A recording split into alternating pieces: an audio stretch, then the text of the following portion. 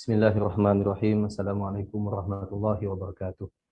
Alhamdulillahirabbil alamin wassalatu wassalamu ala asyrafil anbiya'i wal mursalin wa ala alihi washabihi ajmain.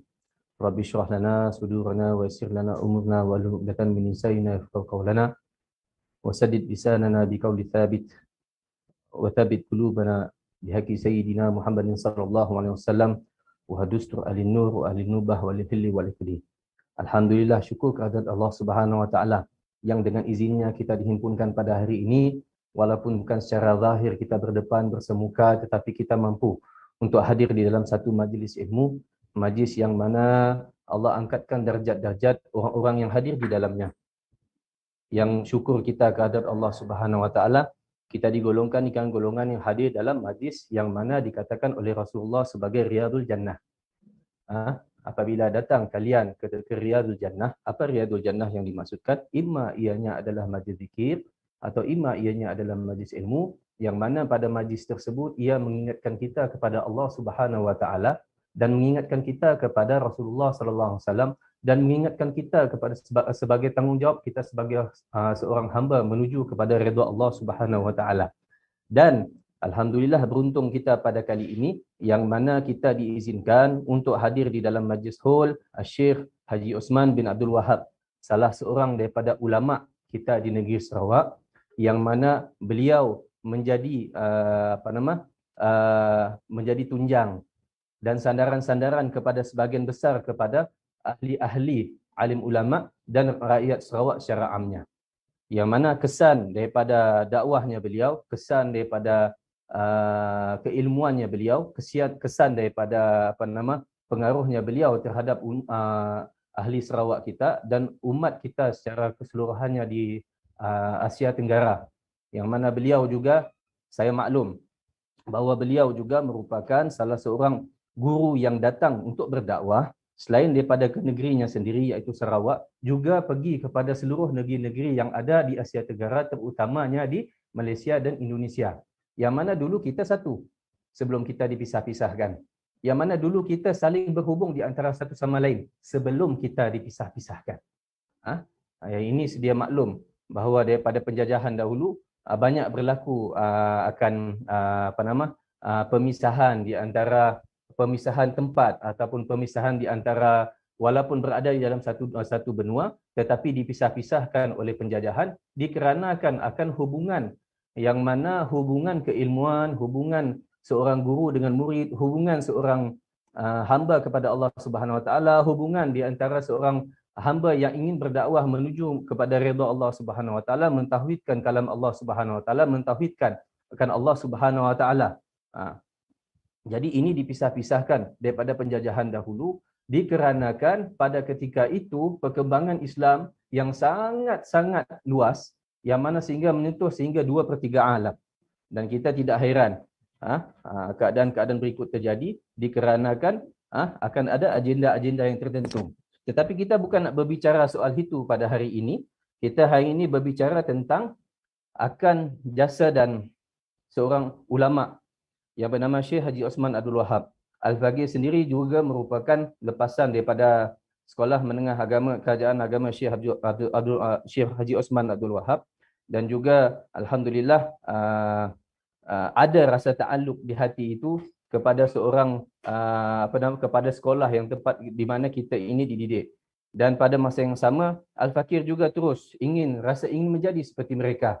Dan begitulah apabila kita lihat semangat dan kita lihat akan kesungguhan akan Syekh Haji Osman Abdul Wahab. Kita lihat satu persatu daripada manaqib yang dah dibincangkan. Kita masuk secara detail sedikit tetapi tidaklah terlalu mendalam. Yang mana kalau kita lihat, nak kita gambarkan alimnya Syekh Haji Osman Abdul Wahab ini, luasnya ilmu Syekh Haji Osman Abdul Wahab ini, kita lihat pada karangan beliau yang pertama. Okay. Karangan beliau antaranya adalah beliau telah mengarangkan hasyiah kepada kitab Al-Minhaj. Saya harap boleh ditafsirkan nanti Al-Minhaj ini dirujukkan kepada apa. Sekiranya Minhaj ini dirujuk kepada Minhajut Talibin, iaitu kitab Imam Nawawi, maka beliau, kalau beliau merupakan salah seorang penulis hasyiah tersebut, maka tidak dinafikan ilmu beliau sangat mendalam dan sangat tinggi dan bukan semua orang bisa ataupun bukan semua orang boleh untuk mensyarahkan kitab ini. Hanya orang-orang tertentu yang ilmu yang luas dan dan mendalam di dalam ilmu agama, terutamanya ilmu-ilmu alatnya daripada nahwu, saraf, balaghah yang kita lihat di dalam Nafahatul Ridwan. Memang jelas sekali ianya ditekankan satu persatu bahawa beliau merupakan salah seorang daripada ulama yang mutamakin, yang tetap teguh dalam ilmu tersebut untuk memahami apa? Untuk memahami akan ilmu agama secara total.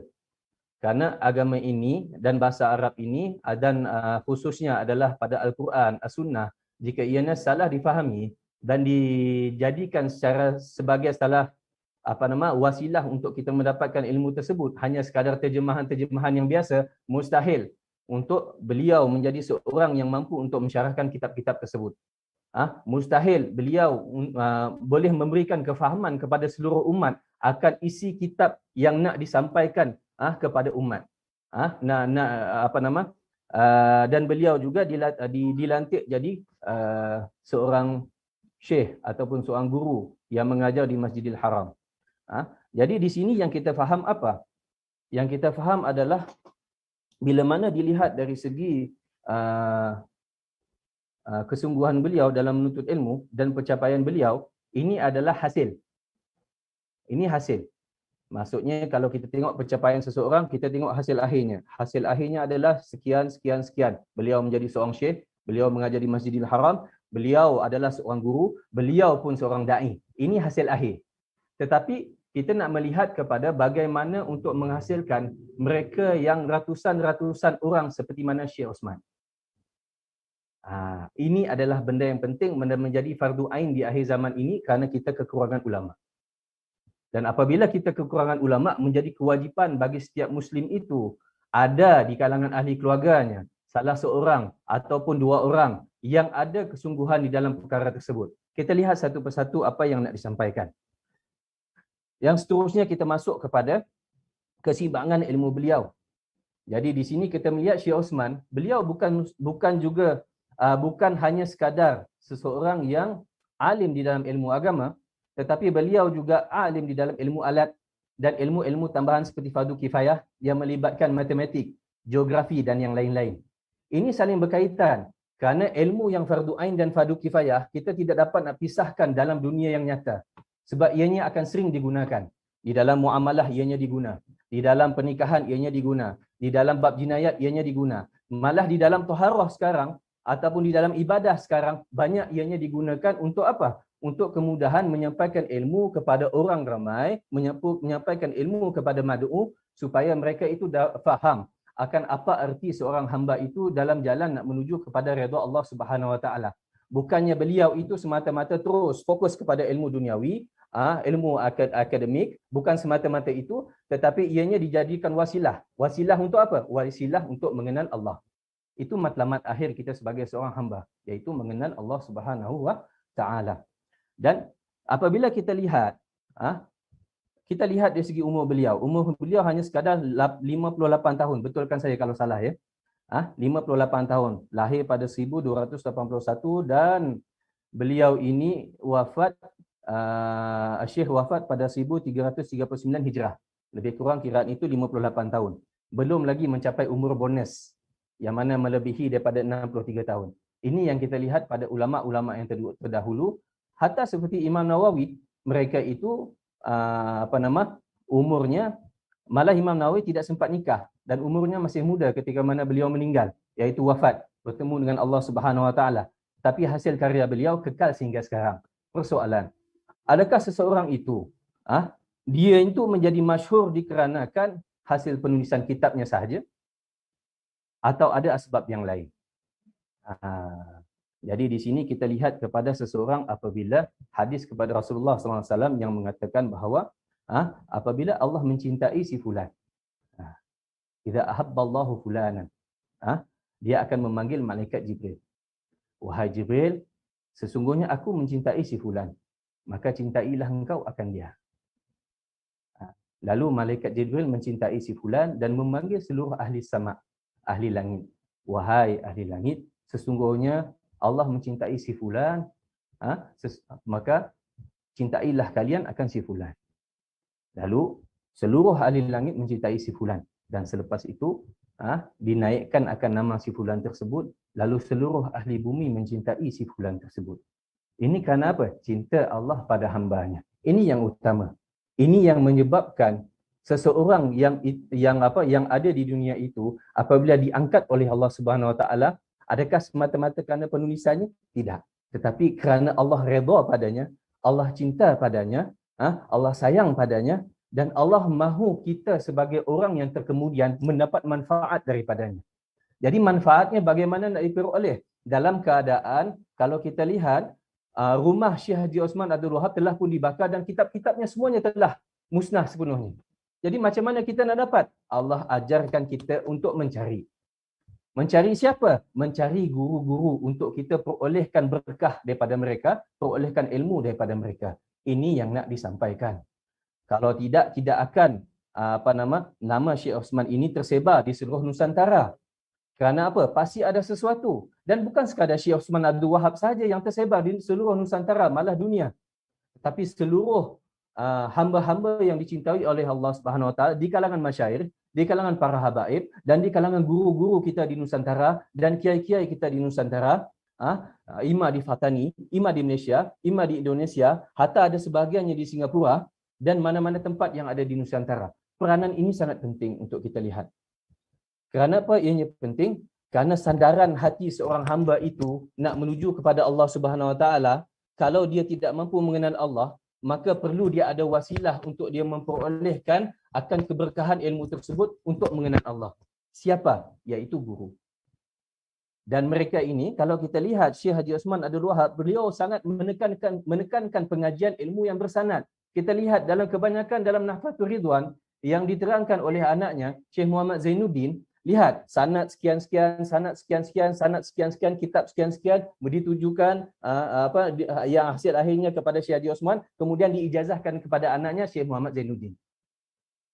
Lihat, kenapa ditekankan perkara sedemikian?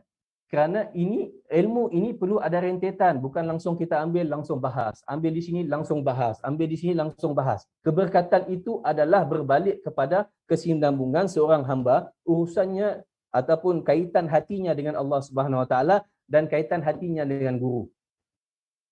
Cuma tidak dinyatakan di dalam Nafhatul Ridwan siapa guru murabbi sebenar Syekh Haji Osman Abdul Wahab. Mungkin kita boleh tanya kepada Dr. Adnan Mahdi, mungkin beliau tahu, ataupun saudara Fazil kita, mungkin dia boleh jelaskan, atau mana-mana siapa yang tahu siapa guru. Kerana penting, orang sebegini yang istimewa macam ini mustahil dia tidak ada guru murabbi yang mengenalkan dia kepada Allah Subhanahu Wa Taala. Kenapa saya keluarkan maudu ataupun tajuk guru murabbi ini? Kerana di akhir zaman ni sangat penting seorang murid itu ataupun seorang hamba itu apabila nak mendekatkan diri kepada Allah pada zaman yang terlalu banyak fitnah yang kita tak tahu ini betul atau itu salah. Kita tak tahu. Dan sangat mengelirukan. Sehingga kita tidak tahu nak berpihak di kanan atau di kiri. Sama. Jadi pada ketika itu petunjuk dan hidayah yang kita minta daripada Allah adalah sangat penting, tetapi maklum kelemahan kita sebagai seorang hamba menunjukkan bahawa kita ini perlu ada wasilah, iaitu berbalik kepada kita bertanya kepada guru yang kenal kepada Allah Subhanahu Wa Taala. Ini penting. Dan salah seorang guru daripada pengajian Syekh Haji Osman Abdul Wahab, ada sebahagian gurunya, ada 3 guru utama di sini.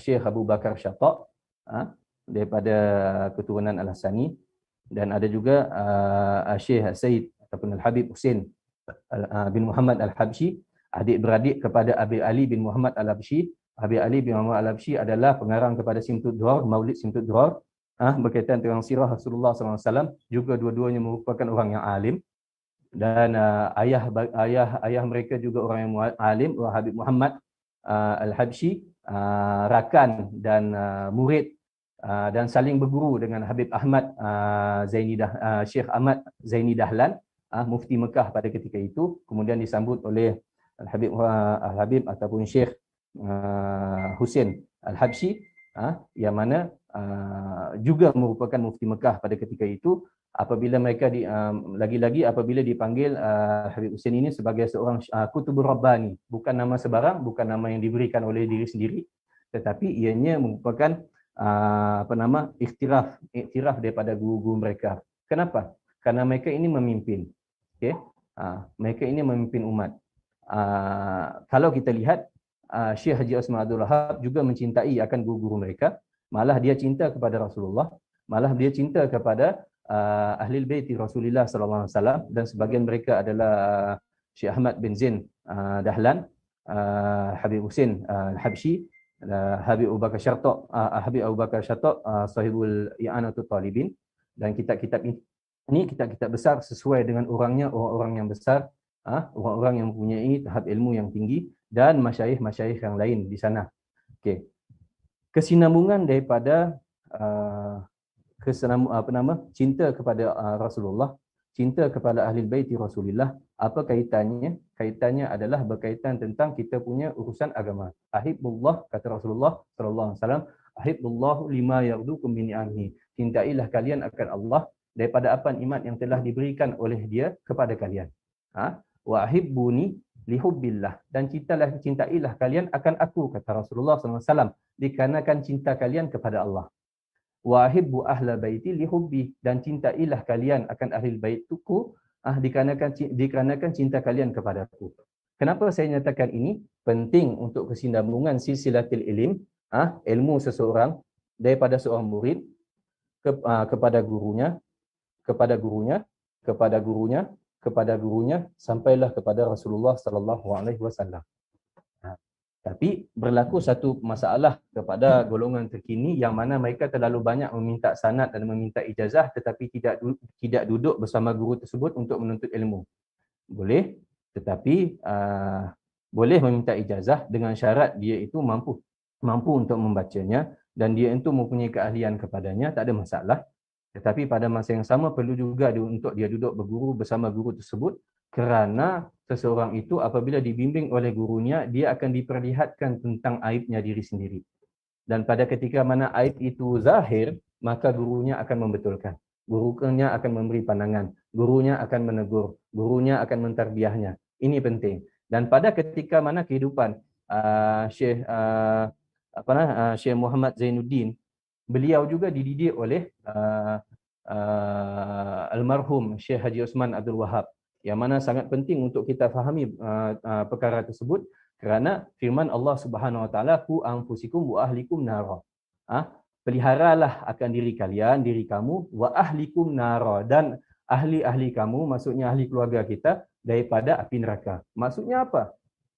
Maksudnya adalah berbalik kepada apa yang asas di dalam Islam itu, iaitu arkanuddin salatah, al-iman wal islam wal ihsan. 3. Dan apabila berbalik kepada yang ini, perlu dan wajib kepada setiap ahli ilmu ataupun setiap hamba yang nak menuju pada Allah Subhanahu Wa Taala untuk hadam akan ketiga-tiga perkara tersebut.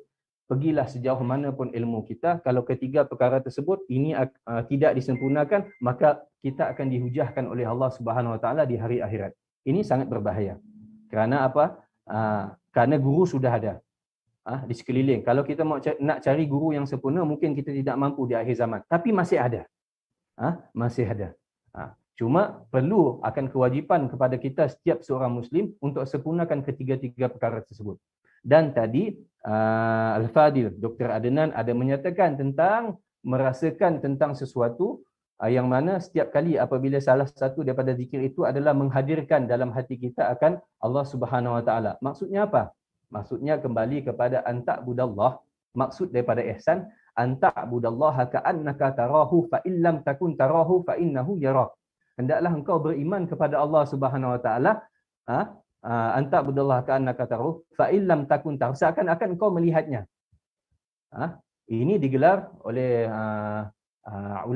alim ulama, yang mana ianya digelar sebagai makam musyahadah. Makam di mana seseorang sentiasa berada di hadrat Allah Subhanahu Wa Taala, melihat di mana-mana dia lihat, dia akan melihat akan keagungan Allah Subhanahu Wa Taala. Tetapi ada yang keduanya, fa in lam takun tarahu fa innahu yarak. Sekiranya engkau tidak melihatnya, maka rasakanlah seakan-akan dia melihatmu. Ini digelar sebagai maqam muraqabah, dan inilah yang berentetan daripada apa yang disampaikan oleh Dr. Adnan tadi berkaitan tentang sentiasa merasa bahawa Allah itu dekat. Kita belajar sejak kecil yang mana Allah itu maha mendengar, Allah itu maha melihat, Allah itu maha berkata-kata. Maksudnya apa ini? Untuk kita faham sebagai hamba bahawa kita ini sentiasa diperhatikan oleh Allah Subhanahu Wa Taala. Kita ini sentiasa didengar oleh Allah Subhanahu Wa Taala.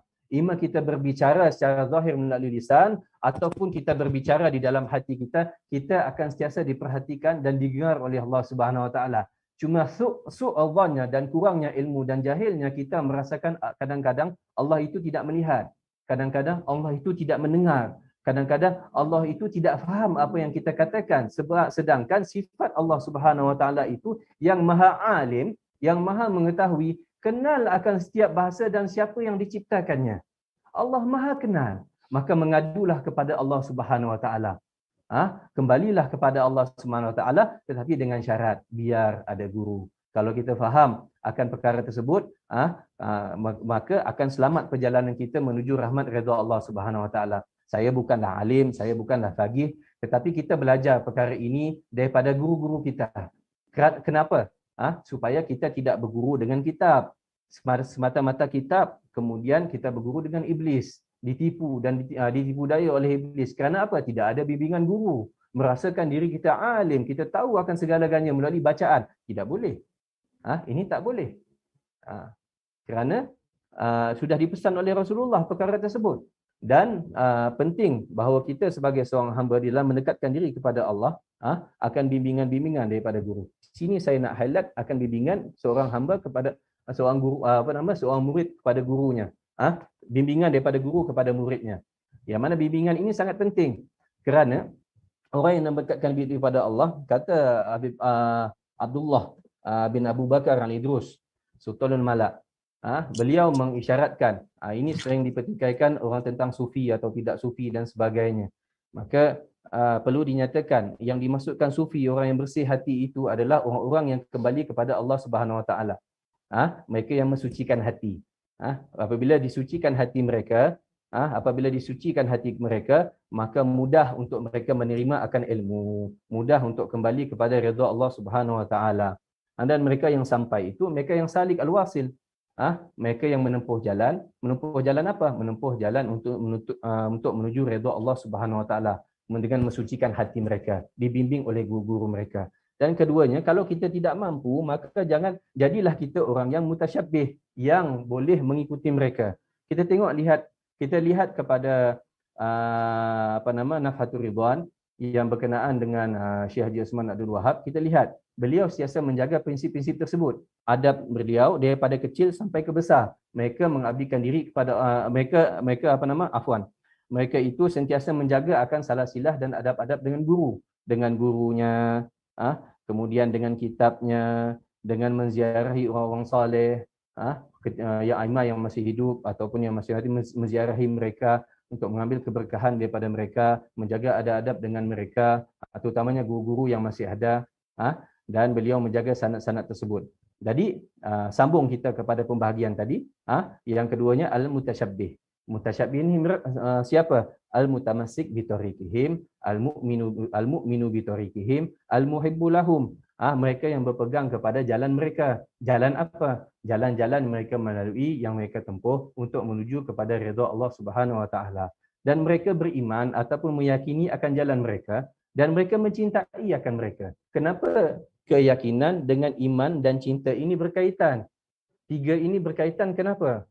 Kerana kalau tidak ada yakin, seseorang itu tidak akan dapat. Hatta seorang wali kutub ataupun seorang syekh yang besar di hadapannya sekalipun, kalau dia berguru dengan orang tersebut, dengan syekh tersebut, tetapi tidak meyakini, ada su'udhan ataupun sangka buruk kepadanya, dia tidak akan mendapat apa yang sepatutnya didapat sebagai seorang murid. Ini penting. Dan perlu mereka mencintai akan mereka. Dan yang ketiganya, kalau tidak mampu, maka jadilah mutasyabbihul mutasyabbih, al-mu'min bi tariqihim, wal muhibbu lahum. Mereka yang beriman dengan jalan mereka, iaitu meyakini jalan mereka dan cinta kepada mereka orang soleh. Kerana apa? Cinta kita kepada orang soleh lihat wajah guru. Untung kita dapat lihat wajah Syekh Haji Osman Abdul Wahab. Untung kita dapat lihat wajah Syekh Muhammad Zainuddin. Dan untung kita dapat lihat wajah guru-guru kita, yang mana mudah-mudahan dengan niat di hati kita itu apabila melihat mereka, dan mudah-mudahan dengan perasaan dan rasa cinta kita melihat mereka, mudahan perasaan dan rasa cinta itu seperti mana mereka melihat guru mereka, seperti mana mereka melihat guru mereka lagi, melihat guru mereka lagi, melihat guru mereka lagi, sehingga sampai kepada Rasulullah SAW. Rasa cinta itu yang saling ada connection di antara satu sama lain, saling berkait di antara satu sama lain. Ini sangat penting. Karena almar'u ma'aman ahab, seseorang itu bersama dengan orang yang dia cintai. Dan kita lihat generasi kita sekarang diuji dengan fitnah di akhir zaman ini. Fitnah yang sangat besar. Yang mana fitnah mencintai akan golongan-golongan yang matlamat akhir itu bukan menuju kepada Allah Subhanahu Wa Taala. Kalau lihat mana rumah-rumah kita, mana di kalangan mereka yang cinta kepada cerita-cerita Korea, mana yang mereka cinta kepada cerita-cerita Jepun, mana yang mereka cinta kepada artis, mana yang mereka cinta kepada penyanyi, mana yang mereka cinta kepada ahli pemain bola sepak. Di sini kita lihat cinta ini bahaya kalau kiranya tidak dibentuk di dalam hati seorang hamba. Cinta ini bahaya.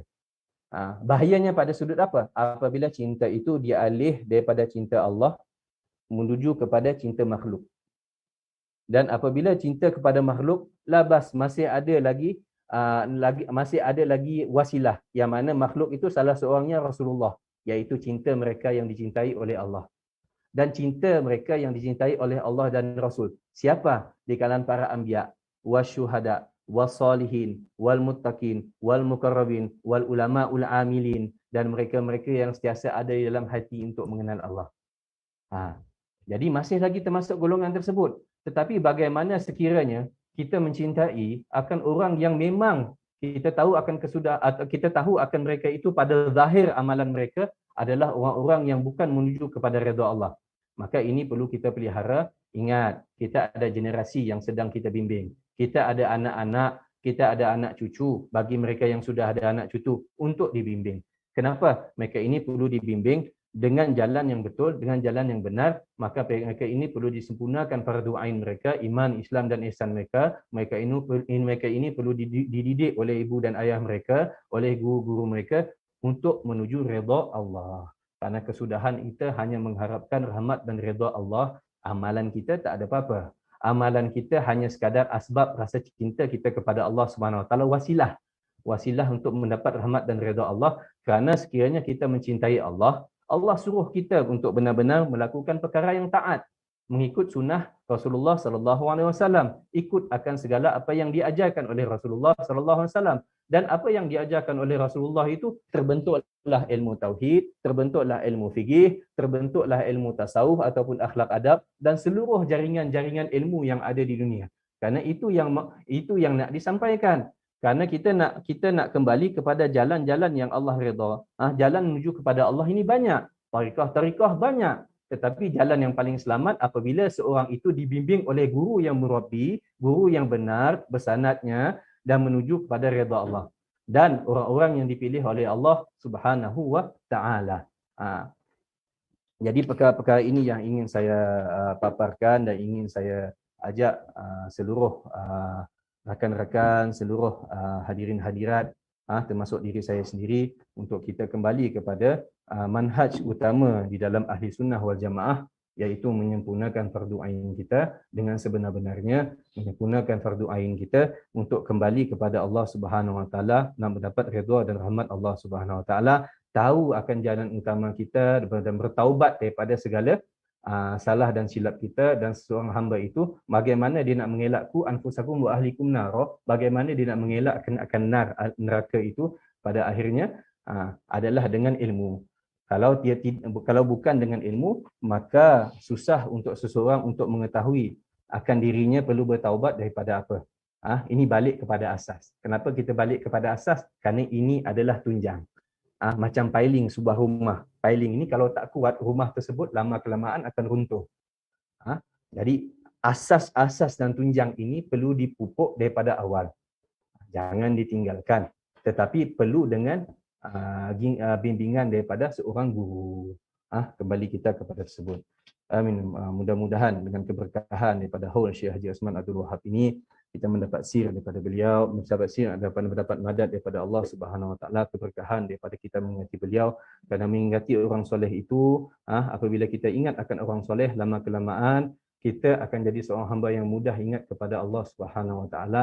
Kita ingat mereka, mereka pun ingat pada kita, mereka pun mendoakan kita, dan mudah-mudahan kita pelajari akan akhlak adab beliau, kita pelajari akan ilmu-ilmu beliau, kita pelajari akan bagaimana beliau menusuri akan ilmu untuk menuju kepada redha Allah, berguru dengan guru mereka.